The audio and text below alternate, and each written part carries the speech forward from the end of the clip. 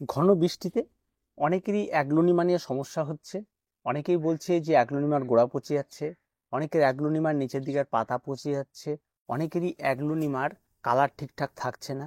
এই সমস্যাগুলি কম বেশি প্রত্যেকেরই হচ্ছে, অনেকেই কমেন্ট করেছে। তো মূলত শুনুন, অ্যাগ্লোনিমা গাছ করতে গেলে যেটা সবচেয়ে বেশি প্রয়োজন সেটা হচ্ছে ওয়েলডেনেস মাটি। এই ওয়েলডেনেস মাটিটা আপনাদের ভালো করে বুঝতে হবে, যেই মাটির মধ্যে কোন রকমই জল দাঁড়াবে না। এটা কিন্তু অবশ্যই আপনাদের ক্ষেত্রে। এবার বৃষ্টিটা যদি টানা কন্টিনিউ 10 দিন হয়ে যায়, ঠিক আছে, তাহলে কিন্তু যে আপনি মাটি থাকলে কম বেশি জল কিন্তু স্টে করে যায়, কারণ জলটা বেরিয়ে যাওয়ার একটা সময় দিতে হবে। সেই সময়টা যদি না হয় তাহলে সেই জলটা সেখানে স্টে করে যায়, আর এই 10 দিনের মধ্যে গাছের রুট সিস্টেম কিন্তু নষ্ট হয়ে যায়। ফলে পরে যখন রোদ দিচ্ছে গাছ ঝিমিয়ে যাচ্ছে, গাছ দেখা যাচ্ছে নেতিয়ে পড়ছে, এই সমস্যাটি তৈরি হচ্ছে। তাই সবসময়ের জন্য অ্যাগ্লোনিমা গাছ, যেগুলি রেয়ার ভ্যারাইটি, বিভিন্ন বাইরের ভ্যারাইটি যেগুলি বর্তমানে নতুন এসছে, সেই সমস্ত ভ্যারাইটিগুলোর ক্ষেত্রে আপনারা ঘেস মিডিয়া অ্যাপ্লাই করুন, যেটা খুব সহজভাবে হবে এবং জল কোনো রকমই দাঁড়ায় না। এটা ব্যবহার করুন। এবার অনেকেই আমাকে বলে যে ঘেস মিডিয়াটা কি? ঘেস মিডিয়া, ঘেস হচ্ছে একটা পোড়া কয়লা, পাথুরে কয়লা, যেটা সাধারণত কামারশালাতে পাওয়া যায়, যেখানে গুল ফ্যাক্টরিগুলি থাকে, গুল ফ্যাক্টরিতে পাওয়া যায়, ইট ভাটাতে পাওয়া যায়। এই সমস্ত জায়গাগুলো হয় বর্তমানে প্রচুর অনলাইন স্টোর থেকে অফলাইন স্টোর খুলে ফেলেছে, যে সমস্ত জায়গায় এই সমস্ত ঘেঁস বিক্রি করা হচ্ছে। জিনিসগুলির দাম ক্রয় করতে গেলে একটু দাম বেশি পড়ে, কোনো জায়গা বিশেষে দাম। কোথাও 1 কিলোর দাম 10 টাকা, কোথাও 1 কিলোর দাম 20 টাকা, কোথাও 1 কিলোর দাম 50 টাকা, এরকম সর্বোচ্চ দাম নিতে পারে কম বেশি। তবে এই ঘেঁস দিয়ে যদি করা যায় তাহলে দেখা যায় যে রেয়ার ভ্যারাইটি যে সমস্ত অ্যাগ্লোনিমাগুলি রয়েছে সেগুলি কিন্তু চট করে নষ্ট হয় না।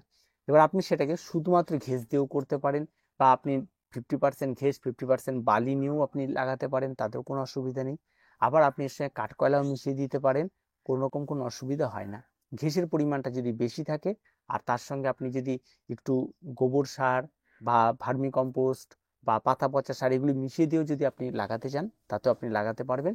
সেটাও কিন্তু একদম ওয়েলডেনেসই হয়, তেমন কোনো রকম থাকে না। তাতে কি হয়, গাছে একটু খাবার পায়, গাছের গ্রোথ ভালো হয়। এবার এই হচ্ছে ঘেঁষের মিডিয়াতে আপনাদের এগুলি করতে বলবো। আর যেগুলি বর্তমানে আর কি একদম দেশি ভ্যারাইটি, এক কথায় বলতে গেলে যে সমস্ত গাছগুলি, সেই সমস্ত গাছগুলি মাটিতে থাকলে শুধুমাত্র ড্রেনেজটা ঠিক থাকলেই গাছগুলি টিকে থাকে। এই গাছগুলিতে কিন্তু 10 দিন কেন 1 মাস টানা জলে রাখলেও কোনো অসুবিধা হয় না।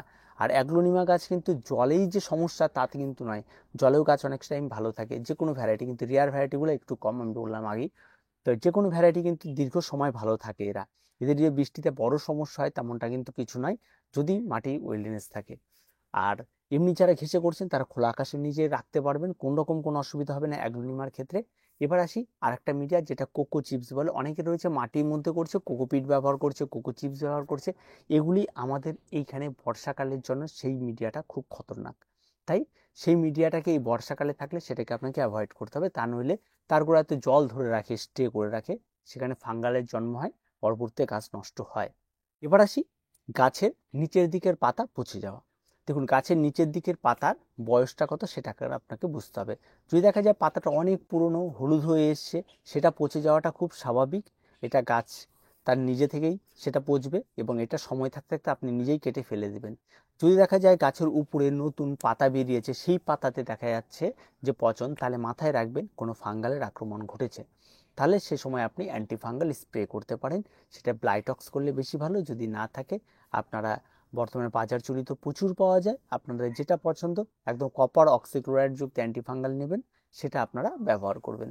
আর 1 লিটার জলে কতটা অবশ্যই ক্রয় করার সময় সেটা কিন্তু শুনে নিয়ে আপনারা ব্যবহার করবেন। আর এটা কিন্তু কম বেশি যখন ঘন বৃষ্টি হয় তখন কিন্তু কম বেশি এই সমস্যাগুলি কিছু কিছু গাছে দেখা যায়। তার সঙ্গে সঙ্গে আপনাকে যেটা করতে হবে, প্রত্যেকটা গাছের মাঝখানে একটু গ্যাপ রাখতে হবে, যাতে এয়ারটা খুব ভালো পাস হয়। আমার এখানে জায়গার কমের জন্য আমার প্রচুর গাছ রয়েছে যে গাছগুলিতে এয়ার পাস করার কোনো রকম জায়গা আমি পাই না। ফলস্বরূপ যেটা আমি দেখি, যখন পরে আমি গাছগুলিকে একটু ফাঁকা করি, দেখি উপরে পাতাগুলি বেশ সুন্দরই রয়েছে, যেগুলি বাইরের দিকে রয়েছে, কিন্তু ভেতরের দিকে অনেক পাতা নষ্ট হয়ে যায়। তা আমাকে মাঝে মাঝে এগুলিকে আবার সরিয়ে সেখানে পরিষ্কার পরিচ্ছন্ন করতে হয়। আর আপনার যদি সেটার স্পেসটা আগে থেকেই রেখে দেন, তাহলে সেটার কিন্তু প্রয়োজন পড়ে না। আর এই যে নিচের পাতাগুলি পচে যাওয়ার ব্যাপারটা, সেটা কিন্তু কম হয়। আর নিচের পাতাটা পচে যাওয়ার দুটো একটা ধসা লেগে যায়, সেই ধসার থেকেও কিন্তু আপনারা বাঁচতে হলে আপনারা অ্যান্টিফাঙ্গাল স্প্রে করতে পারেন, সেটা ভালো কাজ হয়। এবার গাছের খাবার, এই যে বৃষ্টি হচ্ছে, অনেকে বলছে গাছে কি খাবার প্রয়োগ করব। দেখুন, আপনি যদি একজন বাগানি হয়ে থাকেন, নিয়মিত গাছে খাবার প্রয়োগ করেন, আপনি যেদিন খাবার প্রয়োগ করবেন সেদিন হয়তো হঠাৎ বৃষ্টি হলো, যদি মাটির গাছ থাকে তাহলে প্রয়োগ করার কোনো প্রয়োজন নেই, যদি ঘেঁষের গাছ থাকে আপনি প্রয়োগ করতে পারেন গাছের খাবার। আবার যদি আপনার দেখা যায় যে বৃষ্টি হচ্ছে টানা, এই বৃষ্টির মধ্যে আপনার ডেট পড়ে গেছে, তাহলে বৃষ্টিটাকে থামতে দিন, বৃষ্টিটা থেমে গেলে আপনি স্প্রে করুন। যদি আপনি খাবারটা লিকুইড ব্যবহার করেন তাহলে ভালো একটা দিন দেখবেন, যেদিন রোদ উঠবে সেদিন ওর জন্য অপেক্ষা করবেন। যদি আপনি ড্রাই খাবার গাছের গোড়ায় ব্যবহার করেন তাহলেও আপনি দেখবেন মাটিতে যেন ভিজার একদম চ্যাপচ্যাপে জল জমে আছে, তার মধ্যে খাবার ব্যবহার করার কোনো প্রয়োজন নেই। একটা দিন দেখবেন যে শুকনো শুকনো দিন, মনে হচ্ছে আজকে খাবার প্রয়োগ করা যেতে পারে, সেরকম দিন দেখে অবশ্যই গাছে খাবার প্রয়োগ করবেন। আর সবসময় মাথায় রাখবেন, গাছে যদি জৈব খাবার প্রয়োগ করেন, মাটি যতক্ষণ পর্যন্ত ক্যাতক্যাতে ভিজে রয়েছে ততক্ষণ পর্যন্ত প্রয়োগ করবেন না। মাটিটা একটু ড্রাই, একটু শক্ত হলে তখন একটু খাবার দিয়ে একটু নিড়ানি দিয়ে দেবেন, তাতে খাবারটা ভালো কাজ করে। আর ওই কাদার মধ্যে দিয়ে দিলে কি হয়, তারা আরো জল ধরা শুরু করে দেয়, ফলস্বরূপ গাছের খাবার তো দূরের কথা, গাছের একদম গ্যাস তৈরি হয় নিচে, তাতে গাছ মারা যায়।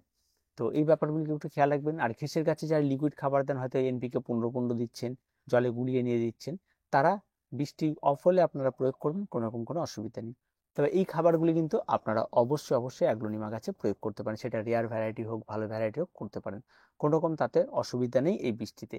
আর যাদের গাছ খোলা আকাশের নিচে রয়েছে, সারা বছর যেন খোলা আকাশের নিচে থাকে সেরকম, আপনার যখন প্রচণ্ড রৌদ্র উঠছে তখন আপনি শেডে রাখছেন, আবার যখন রৌদ্র কমে যাচ্ছে আপনি তাদেরকে নিয়ে গিয়ে খোলা আকাশে রাখছে, এরকম না, গাছকে একরকমভাবে রাখার চেষ্টা করুন।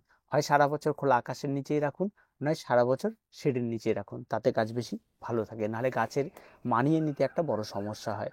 তাই যেটাই করুন সেটা আপনাকে ভালো করে বুঝে নিয়ে করতে হবে। কেন আমরা শেডের কথা বলি, যে সমস্ত মিডিয়াগুলি ঘেঁষে থাকে, রেয়ার ভ্যারাইটি গাছগুলি থাকে, এই ঘেঁষ মিডিয়াতে কি হয়, যখন প্রচন্ড প্রখর রোদ থাকে তখন এই সমস্ত গাছগুলি দিনে 3-4 বার করে জল দিতে হয়।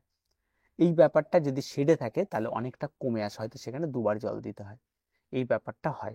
তার জন্য সেই সময়গুলোতে এই গাছগুলি জলটা অনেকটা কম, আর যদি কোনো কারণবশত একদিন জল মিস হয়ে যায় তাহলে কিন্তু গাছ সম্পূর্ণরূপে মারা যাবে সেই সময়।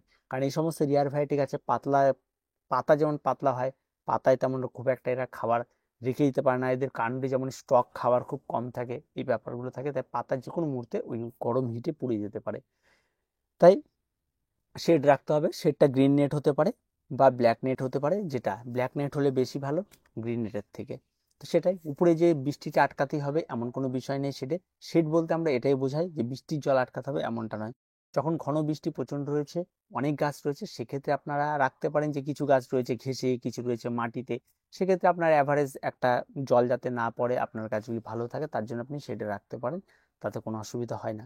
মূলত বৃষ্টির থেকেও বেশি হচ্ছে এই যে বর্ষাকালে যে ময়েশ্চারটা থাকে, সেই ময়েশ্চারটা ইনডোর প্ল্যান্টের জন্য বেশি কাজ করে, ময়েশ্চারটা এর বেশি প্রয়োজন, তার সঙ্গে সঙ্গে বৃষ্টির ছিটে ফোঁটা জল তো অত্যন্ত গুরুত্বপূর্ণ।